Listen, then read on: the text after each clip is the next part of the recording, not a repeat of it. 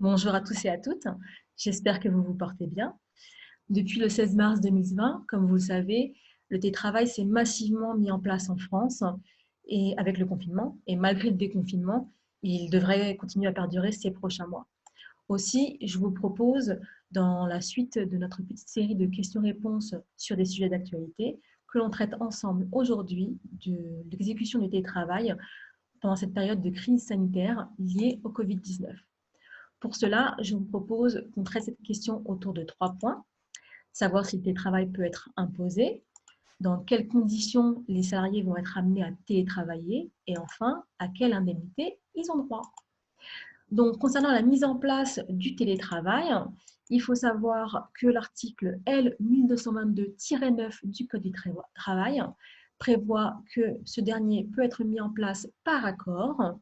Si l'accord n'aboutit pas, ou si vous n'avez pas réussi à conclure un accord sur le télétravail, l'employeur pourra élaborer une charte qu'il devra soumettre à l'avis du CSE s'il existe, bien entendu. S'il n'y a ni charte ni accord dans votre entreprise, le télétravail pourra toujours être mis en place de manière occasionnelle. Il faudra simplement formaliser l'accord de votre employeur et de vous-même par tout moyen. Ça peut très bien être un mail, par exemple. Et enfin, il faut savoir que le télétravail repose sur un principe de volontariat. Il faut l'accord des deux parties. Ça veut dire que si vous demandez à votre employeur d'être en télétravail, il peut vous refuser. Et si, par contre, il devra motiver son refus. Et si l'employeur vous propose le télétravail, vous pouvez, de votre côté, également refuser le télétravail. Ça, c'est le principe qui est dicté par l'article L 1222-9 du Code du travail. Et comme vous savez, à tout principe, il y a une exception. Et là, nous avons l'article L 1222-11 du Code du travail qui vient nous préciser que l'employeur pourra imposer le télétravail à tous les salariés sans aucun formalisme particulier dès lors qu'il y a une circonstance exceptionnelle, comme une menace d'épidémie, ou force majeure. Donc, évidemment, nous, on est en menace d'épidémie, donc votre employeur peut vous imposer le télétravail. Ce qui vaut pour l'employeur ne vaut pas pour vous, c'est-à-dire que vous ne pourrez pas exiger d'être en télétravail parce qu'on est en période de crise sanitaire. Si l'employeur a pris toutes les précautions pour pouvoir vous permettre de retravailler en respectant les règles sanitaires prévues et recommandées par le gouvernement, vous devrez alors reprendre le travail en entreprise. Enfin, même si votre employeur peut vous imposer le télétravail, dans ce cadre d'épidémie, il devra toujours respecter la charte ou l'accord sur le télétravail si elle existe dans votre entreprise. Donc là, nous avons vu comment le télétravail est mis en place. Nous allons maintenant voir les conditions d'exécution du télétravail. Alors, concernant l'organisation et le contrôle du temps de travail, il faut savoir que c'est à votre employeur de fixer des horaires de travail. Habituellement, c'est ceux que vous pratiquez en entreprise. Et si vous n'avez pas d'horaire défini, comme c'est le cas par exemple pour les salariés en forfait jour, il pourra fixer des créneaux horaires, un planning horaire de travail dans lequel vous devrez être opérationnel et disponible pour répondre à toutes les questions. Si jamais vous n'êtes pas opérationnel durant ces horaires, votre employeur pourra vous sanctionner. Il faut savoir également que votre employeur est tenu de vous faire respecter les durées maximales de travail, même en télétravail, et également votre temps de repos. Donc, vous devez toujours avoir le droit à votre déconnexion. C'est important que vous ne soyez pas tout le temps devant votre écran en train de travailler. Donc, on reste bien sur le principe du droit à la déconnexion. On respecte bien les durées maximales de travail et les temps de repos. Enfin, concernant les équipements et le matériel qui est mis à disposition du salarié pendant le télétravail, c'est bien entendu à votre employeur de faire le nécessaire pour que vous ayez tous les outils nécessaires pour travailler correctement. Ça peut venir de votre entreprise, si c'était à vous dans votre entreprise que votre employeur peut vous les prêter. Si, par exemple, vous n'avez pas d'ordinateur portable dans l'entreprise, vous pouvez prendre le vôtre, l'ordinateur personnel, et dans ce cas, votre employeur devra normalement prendre en charge les coûts qui sont liés à tout achat de fournitures que vous n'aviez pas chez vous. Ça, c'est important. Enfin, par rapport aux congés payés, Il faut savoir que même si vous êtes en télétravail, votre employeur peut vous imposer des congés payés. Ça, il peut toujours le faire. Il devra toujours respecter des règles légales, notamment le délai de prévenance d'1 mois.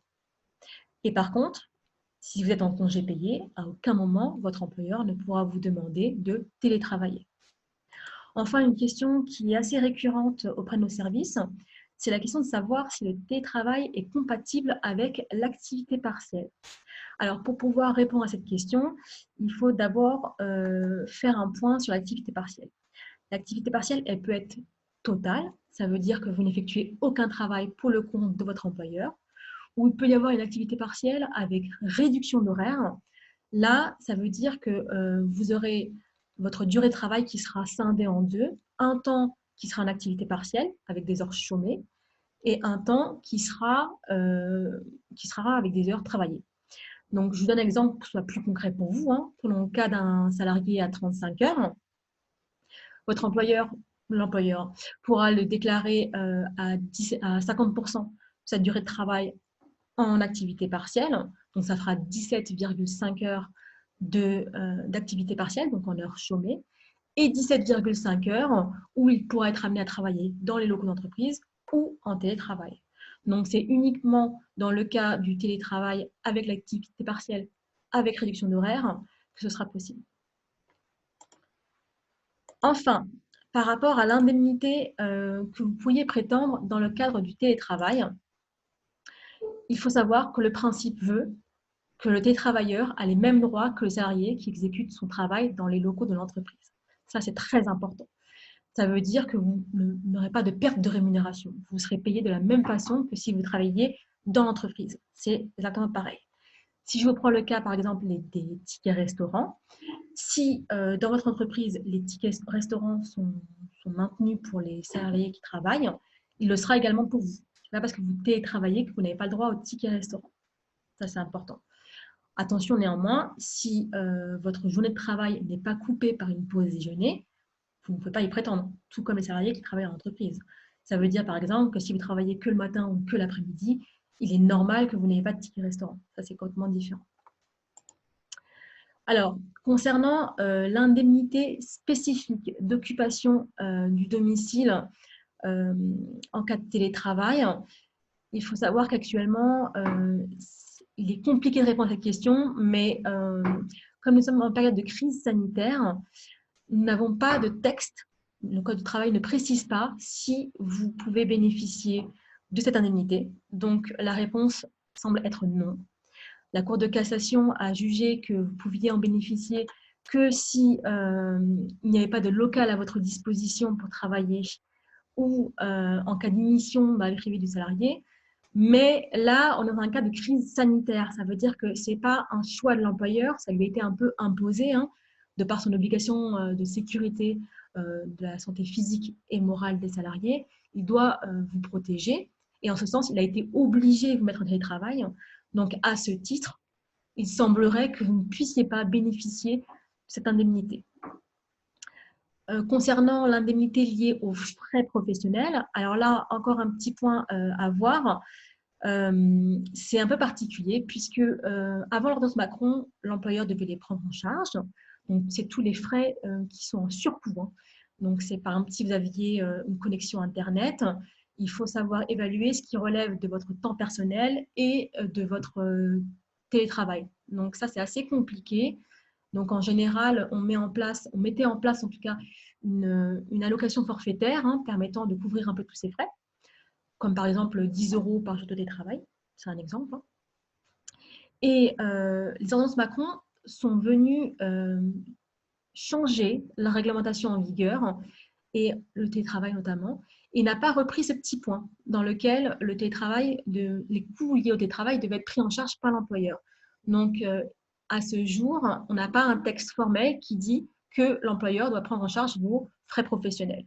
Néanmoins, si on se repose sur l'obligation générale qui veut que le salarié ne doit pas supporter les coûts liés au travail, votre employeur devrait normalement prendre en charge les surcoûts en fait, liés au télétravail.